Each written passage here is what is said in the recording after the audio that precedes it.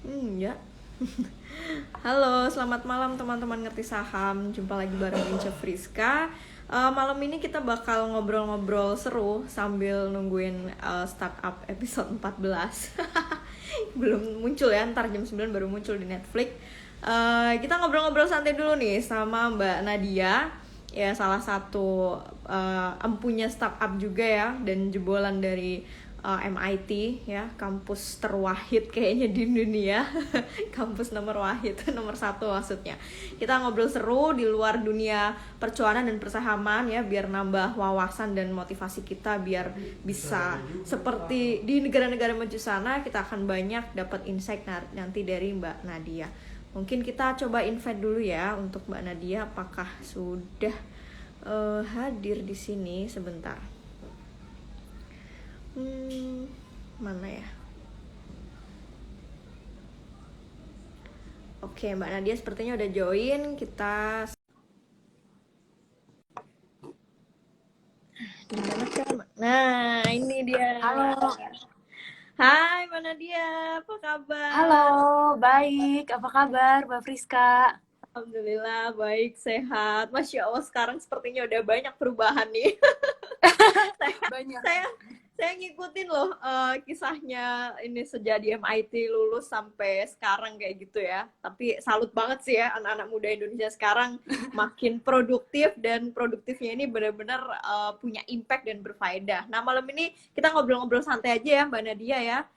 Biar banyak Mm-mm. ngasih teman-teman wawasan lah, biar nggak cuma taunya tentang cuan saham doang gitu wawasannya di sini. Biar selain itu kan Mbak Nadia di sini kan juga investor saham juga ya, Mm-mm. sama seperti teman-teman yang lain. Tapi di Mm-mm. luar itu ternyata banyak hal-hal yang mungkin bisa kita adapsi ya dari Mbak Nadia. Mungkin boleh dulu perkenalan singkatnya Mbak Nadia ke teman-teman ngerti saham. Ini sepertinya pertama kali nih jumpa Iya, teman-teman ngerti benar. saham. Benar pertama kali banget. Tapi sebenarnya aku tuh sebenarnya suka banget nonton IG live-nya Seperti Paham juga. Jadi pas lagi kemarin Aduh, juga seneng banget ada di sini. Jadi udah sering nih lihat muka Mbak Friska. Nah, cuman aduh, mungkin perkenalan mukaku dulu. berkeliaran kayaknya ya. Sangat.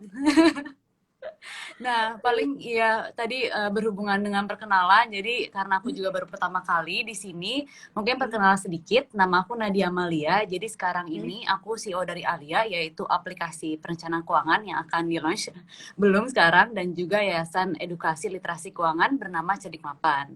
Nah, sebelumnya ini sebenarnya aku itu background-nya itu dulu ambil jurusan Financial Engineering di MIT. Nah, sebelumnya lagi aku juga sempat jadi analis saham di salah satu perusahaan multinasional covering properti, teknologi, dan juga consumer sector gitu. Jadi dulu Oh. sempat berkecimpung di financial market. Oh, jadi dulu emang sempat berkecimpung ya di dunia pasar Iya, keuangan di Indonesia ya dulu sempat. iya di Indonesia.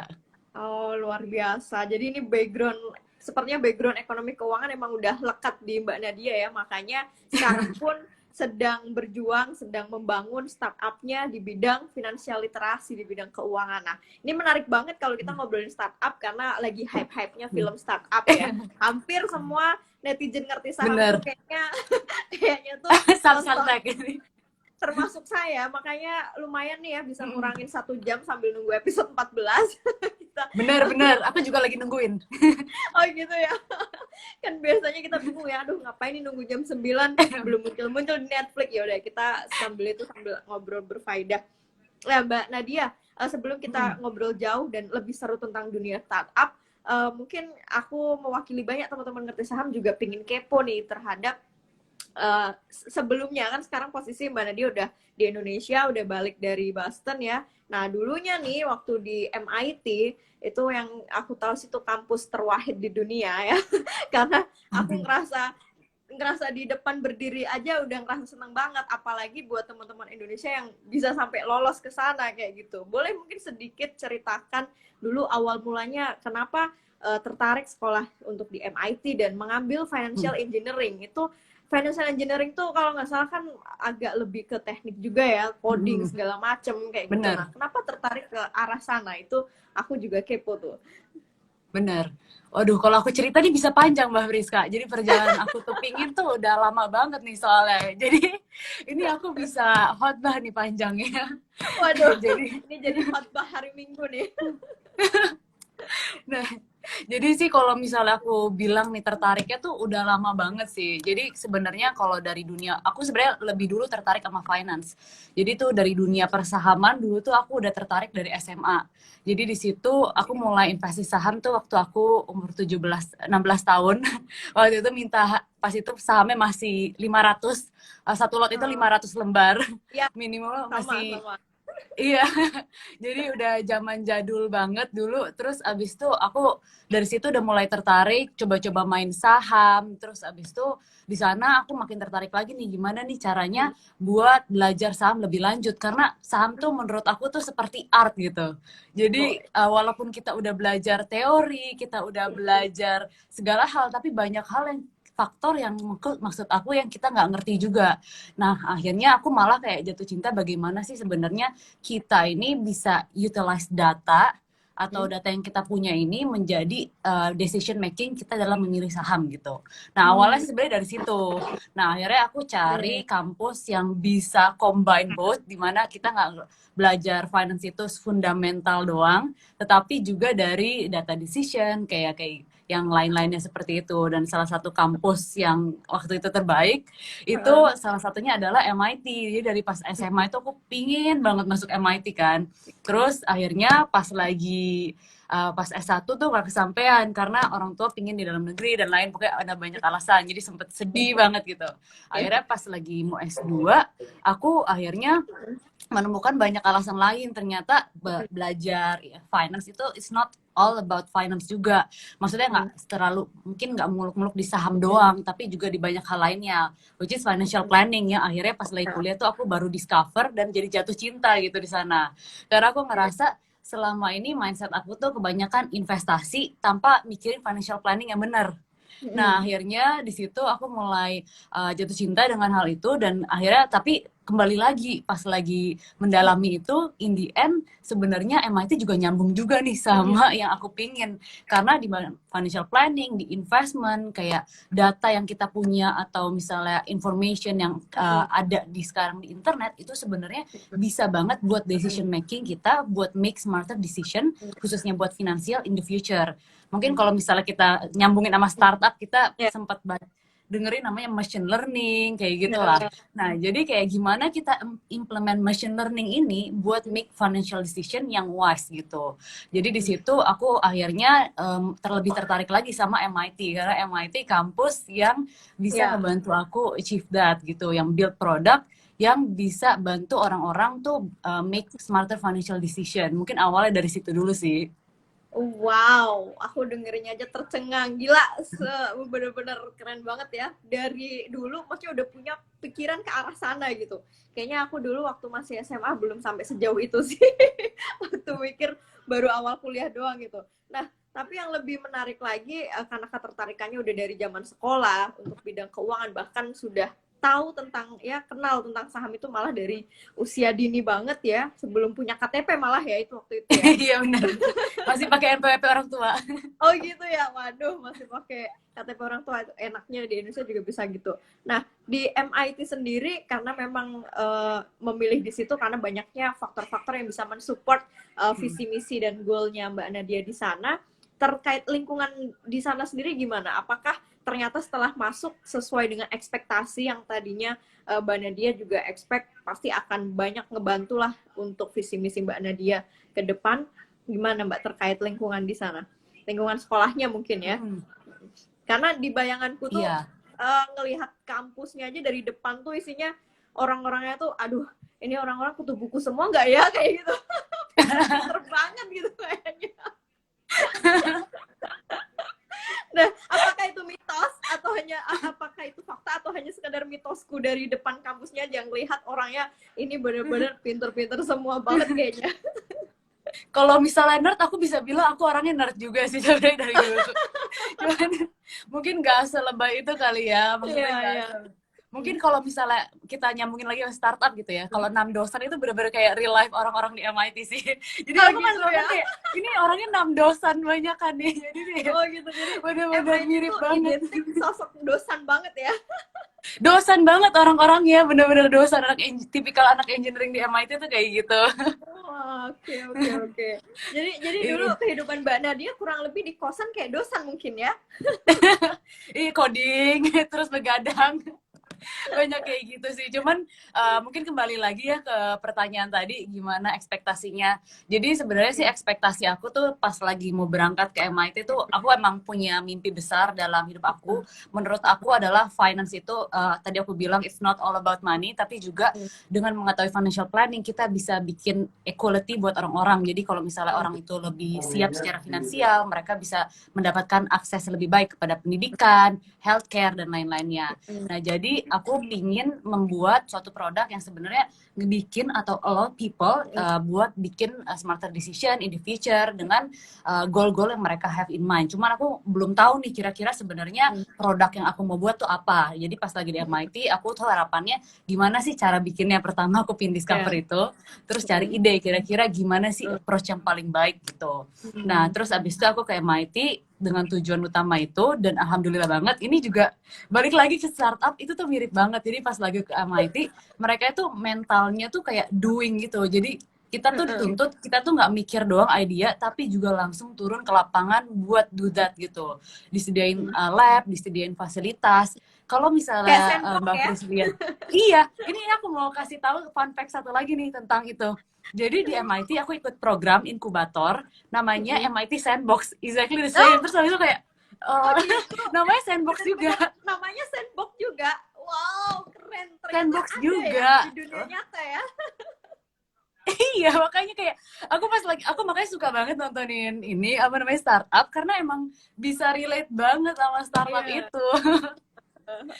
Jadi kayak di MIT tuh sandboxnya juga missionnya sama. Kalau misalnya di startup itu kan missionnya adalah kayak untuk melindungi entrepreneur itu kalau misalnya mereka jatuh tuh nggak jatuh banget, Ya. melindungi mereka gitu kan.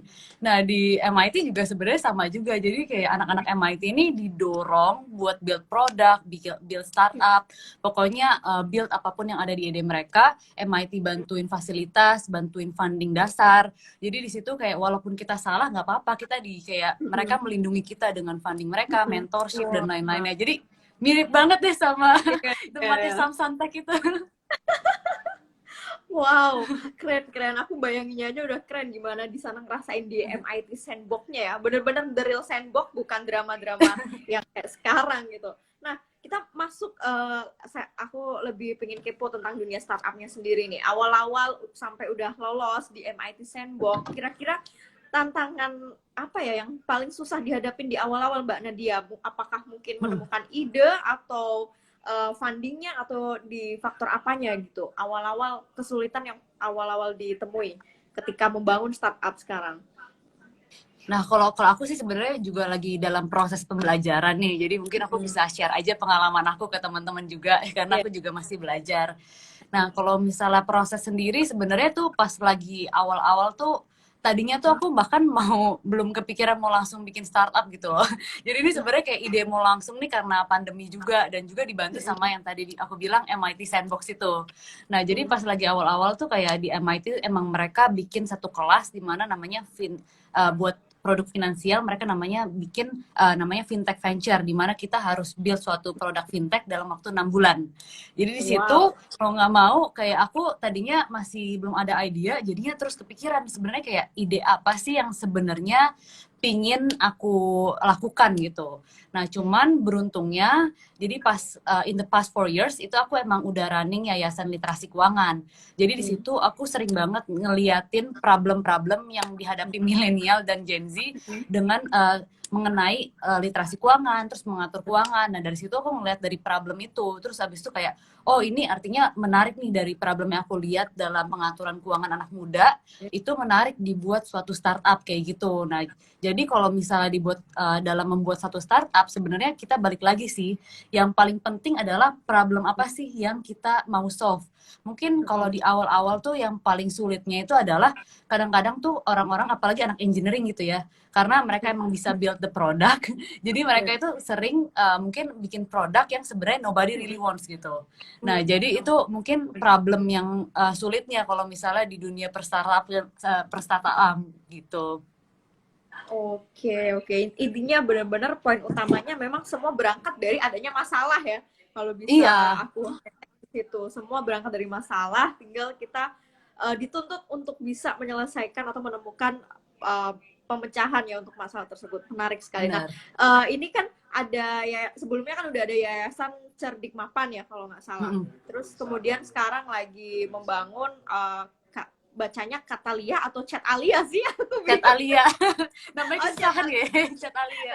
Chat Alia ya. Iya, kadang ada yang baca Catalia kan kalau Iya. misalnya Inggris gitu. Nah, kira-kira kenapa milih nama Alia? Aku kepo juga nih karena aku udah follow juga kan. Terus kenapa namanya unik dan kenapa cewek gitu Alia? Alia kan identik cewek gitu. Apa nih yang melatar belakangi Mbak Nadia milih nama itu gitu sampai akhirnya jadi sebuah brand ya, Chat Alia itu. Iya. Jadi sebenarnya gini, Alia itu kan konsepnya adalah personal financial assistant, di mana aplikasi kita tuh kan aplikasi di mana orang-orang bisa melakukan tracking, budgeting keuangan mereka, dan juga mendapatkan rekomendasi bagaimana mengatur keuangan mereka lebih baik berdasarkan spending pattern mereka. Nah, si Alia ini sebenarnya itu kayak asistennya gitu. Oke. Jadi Alia itu yang bakal misalnya di aplikasi nanti itu bakal bisa kayak curhat, kayak misalnya nanya kayak misalnya budgeting yang baik kayak gimana. Nah, Alia ini yang bakal balas ke kalian kayak gitu. Nah, jadi kita tuh sempat mikir namanya cowok atau cewek ya gitu kan. Terus kalau namanya cowok kayaknya kebanyakan nih nama cowok karena kita ngelihat karena tim kita juga banyak yang cewek gitu ya. Terus orang-orang tuh ngerasa kalau admin tuh entah kenapa lebih suka nama cewek gitu. Nah, terus abis itu akhirnya kita kepikir nama apa ya yang bagus ya. Akhirnya kita sempet mikir nama Alia ini yang artinya tinggi gitu. Jadi kita harapkan orang-orang itu bisa mendapatkan posisi yang lebih tinggi dalam kondisi finansialnya dengan memakai aplikasi Alia. Jadi sebenarnya intinya itu sih. Oke, akhirnya terjawab sudah rasa penasaranku. Karena nebak-nebak juga kenapa harus Alia ya, pasti ada something di belakangnya. Oke, ternyata karena maknanya tinggi dan tujuannya bagus juga gitu ya, karena biar teman-teman semua secara finansial bisa upgrade mungkin ya, bisa upgrade. Benar, itu ya, misinya. Keren ini apalagi buat milenial yang saat ini lagi ya jujur masih banyak yang masih belum bisa mengatur keuangan mungkin dengan baik gitu ya. Mungkin investasinya udah, tapi perencanaan keuangan itu masih belum itu. Tapi boleh dong melipir sedikit, mungkin bisa ngasih tips juga perencanaan keuangan buat para investor saham, apalagi milenial. Sepengalaman Mbak Nadia kan investor juga nih. Contoh atau tips kecil-kecilnya gimana nih Mbak? Ini banyak yang nunggu nih tipsnya. Nah, di sini aku juga sebagai wealth educator, aku juga sebenarnya punya pengalaman juga nih. Sebenarnya kenapa aku melakukan hal ini sebenarnya berangkat dari kesalahan aku sendiri nih, Mbak Fres. Jadi aku tadi sempat cerita kesalahan, makanya berangkat dari kesalahan jadi tobat gitu sekarang. Okay. Jadi kalau dari aku sendiri, aku tuh mulai investasi tuh mulai dari saham. Dan itu aku mulai dari baca-baca buku tanpa memiliki knowledge yang cukup langsung masuk terjun gitu. Dulu aku ingat banget pertama kali investasi saham, aku investasi Antam. Terus abis itu harganya turun banget, turun 50%. Terus aku langsung demot, terus abis itu jadi nggak mulai investasi, jadi kapok waktu itu. Nah akhirnya itu jadi pembelajaran di aku sih di financial planning. Malahan kayak menurut aku kalau misalnya kita melihat milenial atau Gen Z sekarang, kalau apalagi mungkin Mbak Fris juga familiar ya, rata-rata investor baru saham itu rata-rata umurnya masih muda-muda banget, jadi 18 sampai 23 tahun. Benar. Iya, dan itu salah satu tren yang aku lihat adalah mereka itu tanpa punya dana darurat, tanpa punya tabungan untuk tujuan financial goal mereka langsung meloncat ke saham gitu. Jadi uangnya pas aku tanya, misalnya ditanya uangnya kemana, 100% ditaruh di saham. Terus ditanya punya dana darurat apa enggak punya. Jadi kan aku bilang kalau sakit gimana nih kasusnya kalau sakit gitu kan. Ya udah tarik sahamnya aja. Kalau sahamnya turun gimana? Terus kayak banyak juga yang 100% langsung kayak betting on gorengan gitu 100%. Dan ini Iya, menurut iya. aku adalah salah satu misi aku bersama Cadik Mapan dan Alia tuh buat educate anak muda dan milenial buat punya proper financial planning. Jadi mungkin kalau tips dari aku pokoknya selalu jadi panjang. Jadi Gak pokoknya apa-apa, gak selalu apa-apa. dari pelajaran aku sih sebenarnya kalau misalnya buat generasi baru ini milenial atau Gen Z itu kalau misalnya mau financial planning yang baik dan benar, pastiin kita itu udah punya dana darurat terlebih dahulu, terus abis itu punya asuransi kesehatan yang paling penting ya, asuransi kesehatan. Kalau itu udah punya, kita baru bisa move on ke misalnya punya tujuan keuangan kayak misalnya beli rumah, beli mobil, itu mungkin bisa didahulukan terlebih dahulu gitu. Kalau misalnya pendek time frame-nya mungkin bisa pilih investasi yang lebih less risky dibandingkan saham gitu.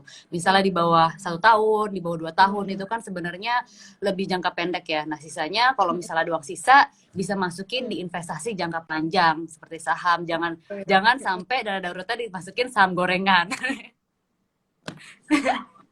Nah, iya nih, ini perlu digarisbawahi dan bold ya, perlu di bold banget ya, saham gorengan ini. Iya, Memang aku akuin ya, banyak menjumpai juga teman-teman ngerti saham yang mereka ternyata investasi masih banyak dengan uang yang bukan uang nganggur. Nah, itu yang sangat disayangkan sebenarnya ya, karena mungkin masih benar, minim literasi tentang financial planning. Jadi mereka terbawa apa ya? Terbawa hype teman-teman, mungkin ikut-ikutan benar, teman-temannya benar. udah pada seru nih kayaknya invest saham, nabung saham, sampai mungkin melupakan sebelumnya bahwa nggak ada dana darurat atau yang lain-lainnya yang tadi Mbak Nadia sebutkan. Nah, ini poin penting teman-teman ya, pembelajaran banget.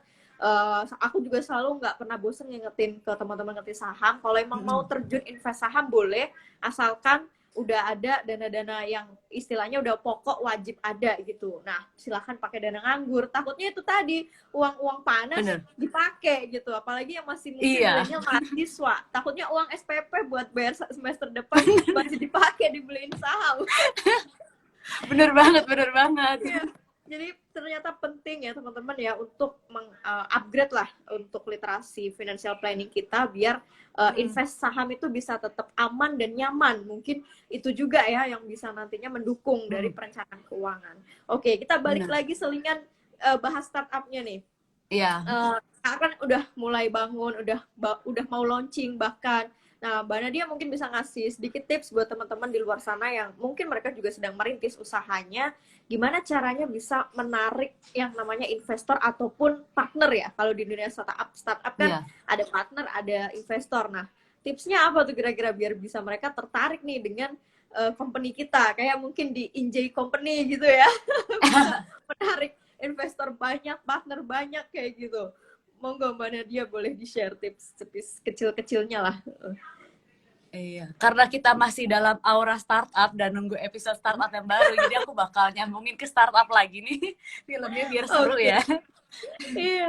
Jadi jadi sih sebenarnya gimana kalau misalnya kita narik teman buat ikut dalam startup kita gitu. Kita balik lagi, aku bakal pakai kasus startupnya si Samsung Tech, si Nunggil itu. Kita balik lagi adalah kalau kita lihat si Nunggil itu kan sebenarnya balik lagi ke permasalahan yang ada kan. Si dosan ini ngeliat kalau misalnya neneknya si Dalmi ini ada kerusakan mata yang bisa bikin dia buta. Iya. Akhirnya dia bikin si Nunggil ini kan. Nah akhirnya karena dia punya mission atau ada problem yang dia mau solve, orang-orangnya tuh tertarik kayak, oh iya ternyata ini masalahnya tuh menyentuh hati banget dan ada orang yang merasakan problem yang serupa gitu. Dan mereka itu melihat itu secara langsung dari neneknya Dalmi ini. Jadi mereka ini semuanya kayak, oh iya tertarik nih buat join di company itu. Jadi kayak buat startup, buat early company gitu. Menurut aku it's really important kayak buat deliver visionnya mereka, missionnya tuh apa sebenarnya yang mereka mau capai dari startup itu. Karena balik lagi, apalagi kalau misalnya startup itu kan sebenarnya ada yang gagal, ada yang sukses, dan probability suksesnya mungkin nggak setinggi itu juga kan. Jadi orang itu harus benar-benar passionate banget dalam menjalankan startup itu biar mereka tetap komit gitu. Dan itu balik lagi harus ke vision startup itu tuh sebenarnya apa yang bisa bikin orang-orang komit gitu. Karena kalau kita bandingin ya, kalau misalnya orang kerja dibandingkan build startup, itu mungkin kalau kerja kan enak, kita misalnya bangun terus habis itu dapat gaji tetap. Sedangkan startup itu ada kayak kalau misalnya kita di Samsung Tech itu bahkan temennya 2 tahun nggak digaji ya di Samsung Tech kan. Jadi kayak Itu benar-benar risky banget, karena itu kita harus benar-benar bisa convey vision mission kita yang kita mau capai itu apa, dan cari orang-orang yang punya mission yang serupa gitu. Kalau misalnya nyari partner, ini masih pertanyaan pertama Iya. ya. Nah, cuman kalau investor itu benar-benar kita ngelihatnya sekarang dari kacamatanya Ji Pyong sekarang.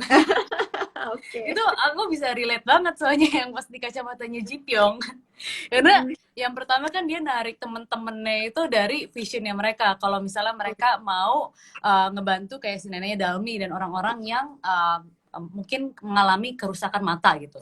Tapi kalau dari sisi investor, in the end, yang mereka lihat adalah sebenarnya nih startup ini bisa nggak sih nanti punya nilai yang lebih tinggi dibandingkan sekarang. Dan itu harus dari revenue mereka, profitnya mereka gitu kan. Sama kayak teman-teman yang mau investasi saham gitu. Balik lagi kan mau investasi saham harus lihat kinerja fundamental ya, kira-kira gimana nih profitnya ke depannya. Nah, itu sama kayak investor venture capital juga gitu. Walaupun kesannya mereka itu bakar-bakar uang gitu ya. Tapi in the end juga mereka pasti nanya, apakah dari misalnya user yang banyak ini, yang hasil mereka bakar uang, in the end mereka bisa monetize apa enggak. In the end mereka bisa nyari uang, nyari profit enggak dari situ. Kayak gitu sebenarnya, balik lagi. Jadi kita harus nyari problem yang bukan hanya problem, tapi yang problem yang orang-orang tuh willing to pay buat solve that problem gitu. Jadi biasanya kalau kita di startup, kita nanya-nanya orang dulu nih, kira-kira kalau misalnya kalian punya problem itu, misalnya tadi kasus di Dalmi, kalau misalnya tadi kalian nggak bisa ngelihat, kalau ditawarin Nunggil ini rela bayar berapa gitu.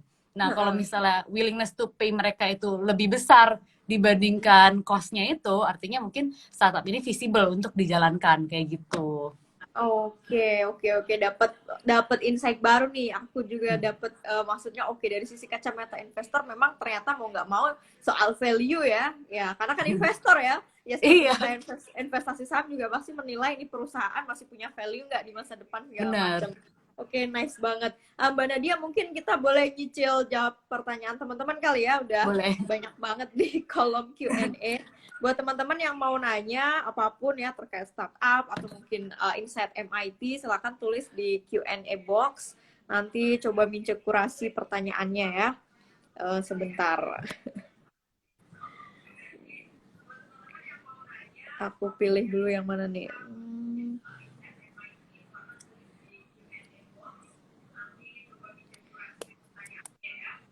Mana ya?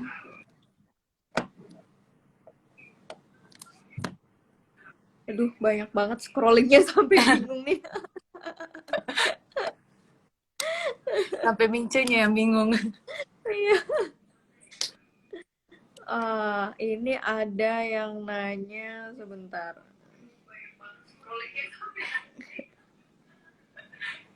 Sebentar aku scrolling dulu yang ini lagi nyantai kan Mbak Nadia ya, nggak mengganggu jam-jam krusialnya. Enggak dong, kan lagi nungguin startup juga, kayak Mbak Fris juga nih. Sebentar, ini kenapa banyak sekali tapi aku coba pilih yang relate. Sebentar.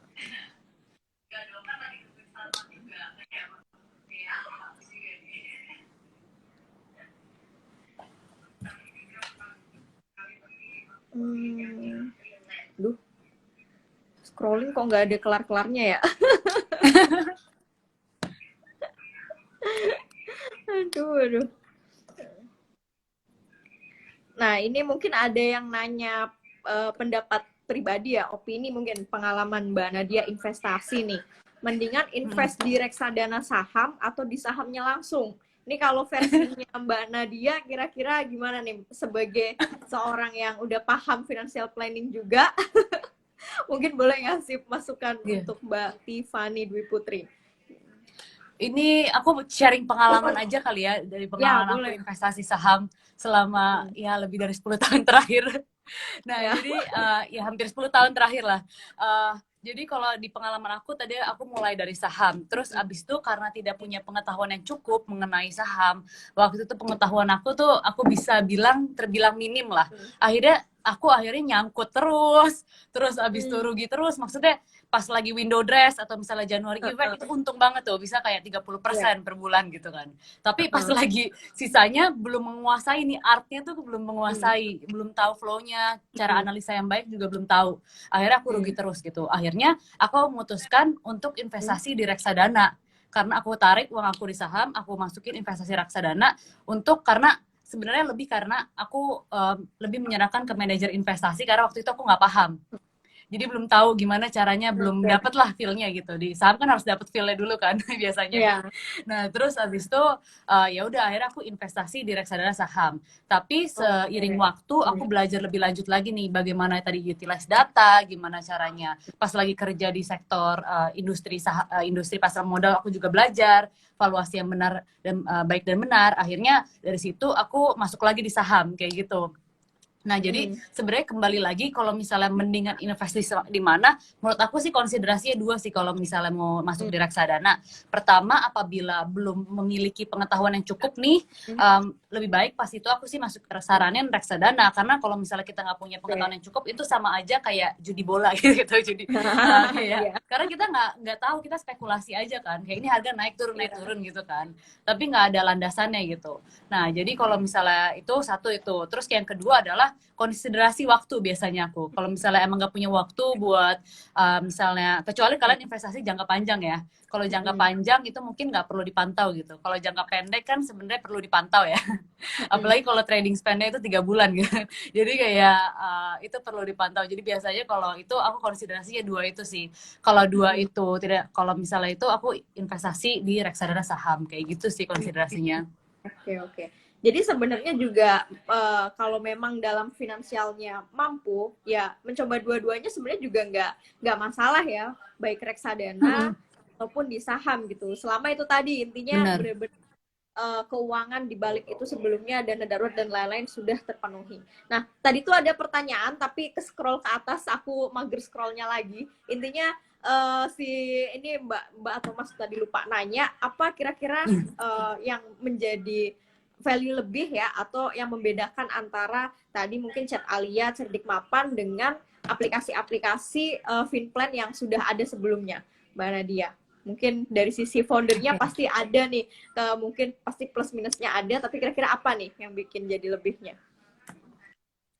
Oke, jadi sebenarnya sih kalau Cerdik Mapan emang sebenarnya khusus di Yayasan Edukasi Literasi Keuangan aja, kita nggak memiliki aplikasi.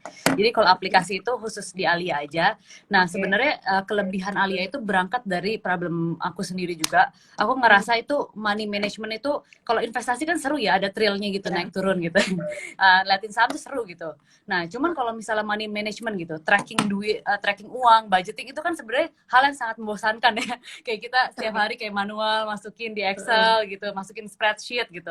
Itu sangat amat membosankan gitu menurut aku kayak sebagai milenial.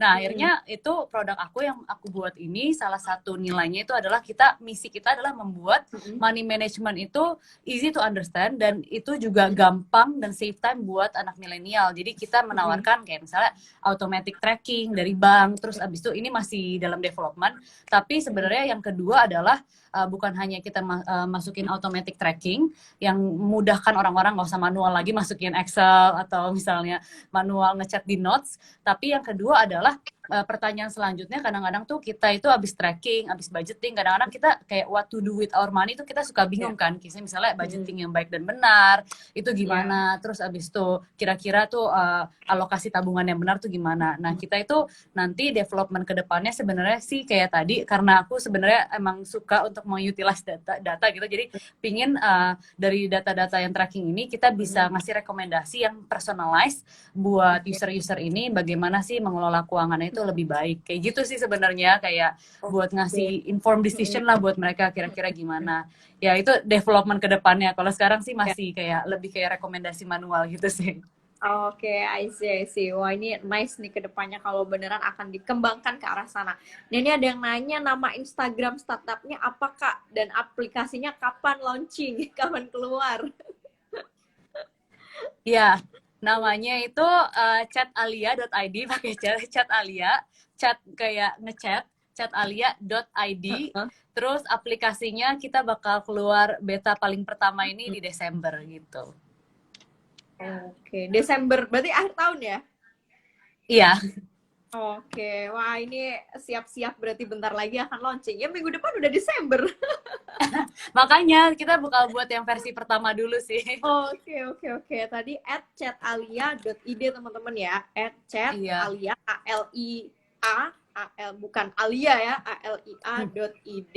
Nah, aku juga mau nanya ya, apa namanya terkait mungkin ini dari sisi tips-tips untuk teman-teman investor saham dari kacamata Mbak Nadia yang memang sudah sudah punya pengalaman lah di bidang keuangan. Dan selama Mbak Nadia mungkin berinvestasi entah di saham atau yang lainnya, khususnya di saham dulu nih mungkin.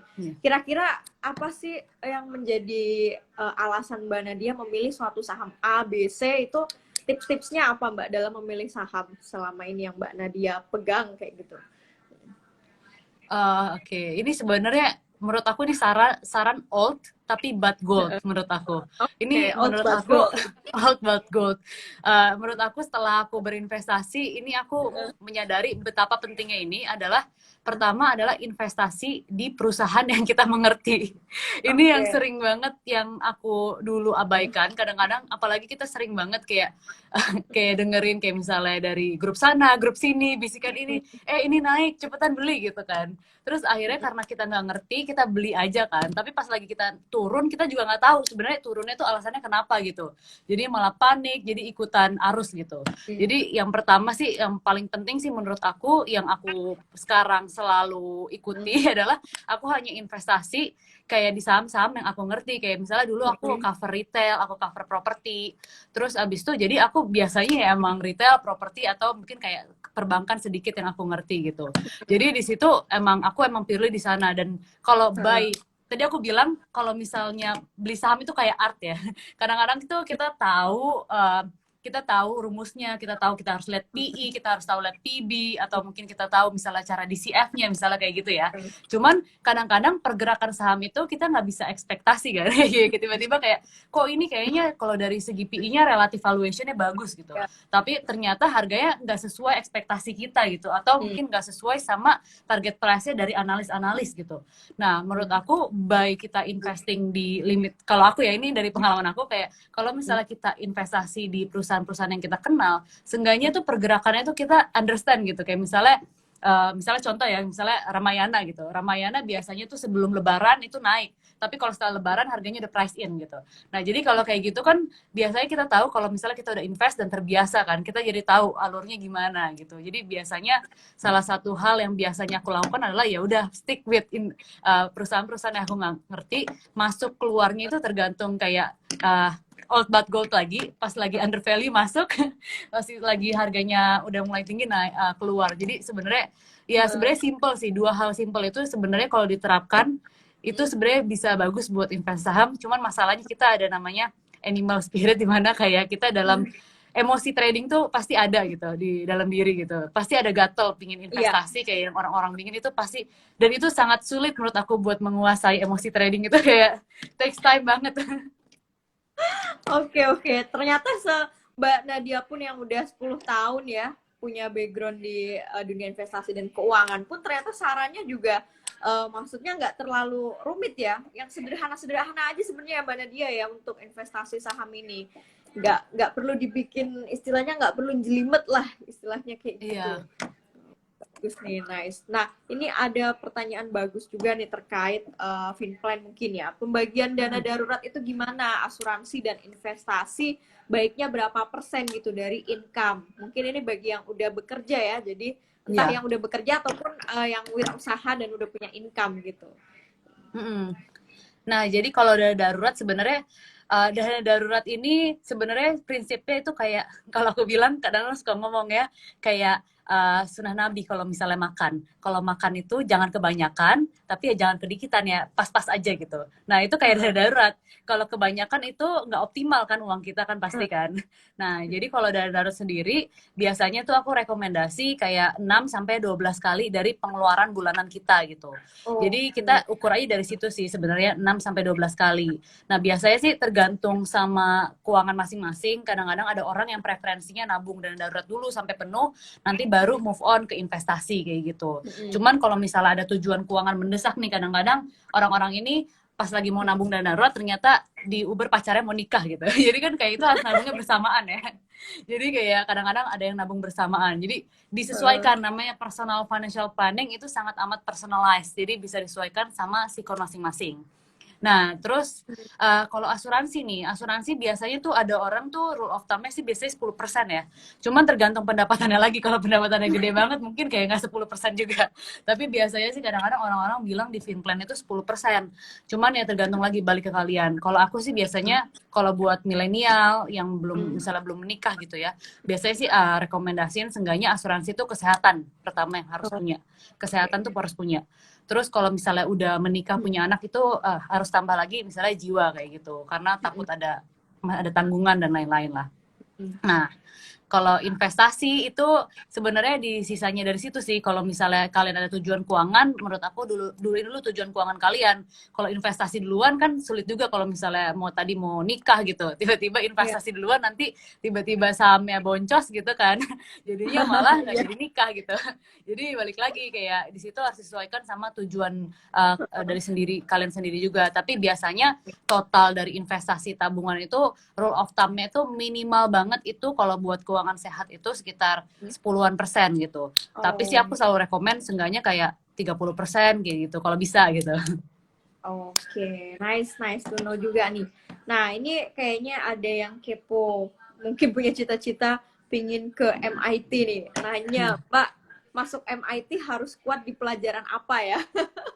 Persiapannya mungkin mau dari sekarang nih yang nanya. Wah, iya. Ini sebenarnya ini tergantung lagi nih jurusannya apa. Jadi kalau misalnya jurusannya pasti kan tergantung jurusannya gimana. Jadi kalau misalnya di aku sendiri, karena kan aku financial engineering ya, jadi harus kuat di dua hal, matematika sama coding. Karena semua PR-nya itu kan pakai coding, pakai matematika, karena kan in the end financial math atau financial engineering itu kan gimana kita solve financial problem itu dengan konsep atau pendekatan matematika gitu, dengan kayak model dan lain-lainnya. Jadi itu dua hal itu harus kuat sih kalau misalnya, dan engineering sih in general harus kuat di bagian matematika sih. Rata-rata teman aku juga matematika sih kalau rata-rata kuat sih kalau di situ. Oke, nah ini ada pertanyaan bagus juga nih terkait startup. Penasaran dalam mendirikan startup di Indonesia ribet nggak ya Mbak birokrasinya dibandingkan di Amerika sana? Aku takut salah ngomong Mbak Riz soal ini. Wah, ini ribet atau enggak nih kira-kira nih? Atau sebenarnya semua bisa dihandle ya selama kita mau gitu, ada effortnya?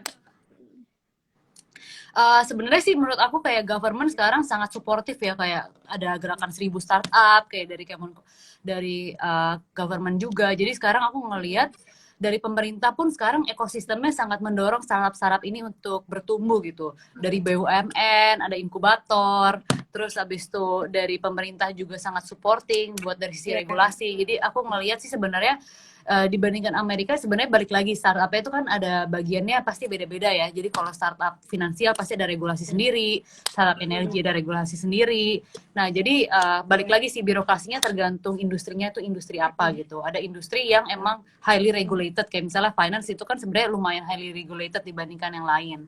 Tapi ya sebenarnya overall sih aku lihat sih sekarang pemerintah itu sangat suportif sih untuk mendukung startup digital dan juga milenial untuk menjadi wirausaha. Jadi aku sekarang makanya aku balik itu karena ya sekarang kayak momentumnya pas gitu.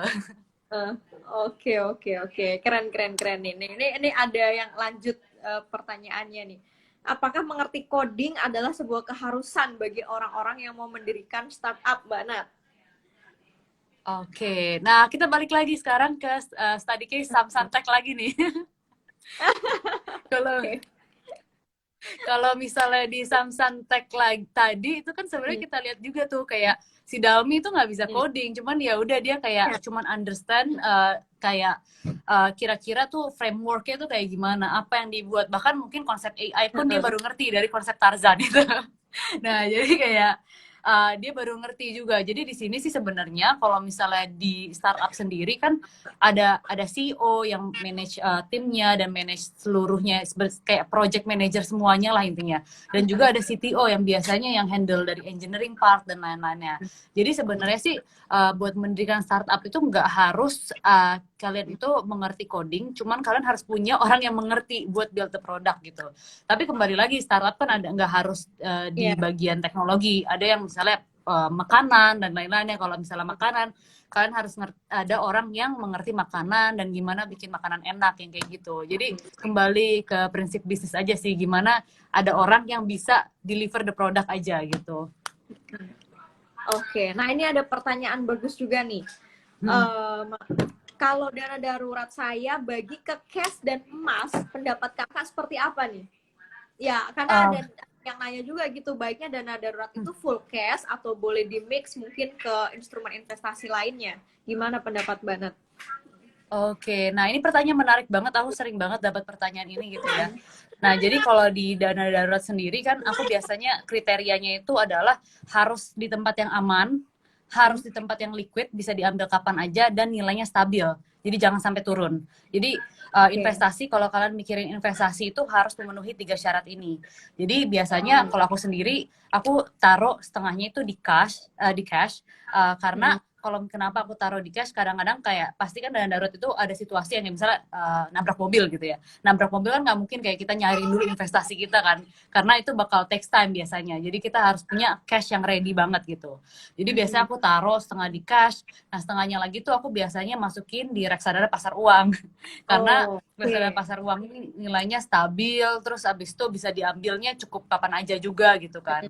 Nah tapi cuman aku pasti biasanya 50-50, itu dari yang aku lakuin biasanya kayak gitu. Nah, jadi biasanya karena nilainya aman, nilai stabil, aku masukin di reksadana PU gitu. Nah, cuman terus kalau masalah emas, ini sebenarnya menarik banget nih.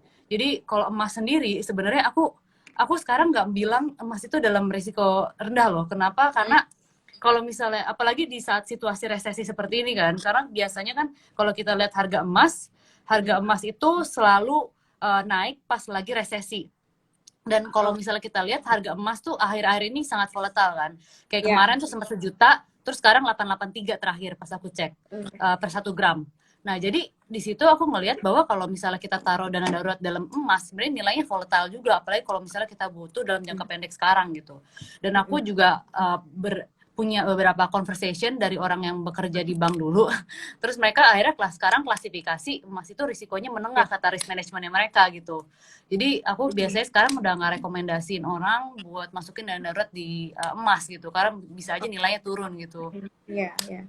Oke, jadi mungkin alternatifnya kalaupun teman-teman yang mau mix dana darurat bisa ke RDPU ya Mbak Nadia. Mungkin itu lebih cocok kali ya, karena kan jangka pendek dan sangat liquid juga seperti halnya di cash. Nah, mungkin ini pertanyaan terakhir kita jawab ya, karena ternyata udah hampir 1 jam nggak berasa.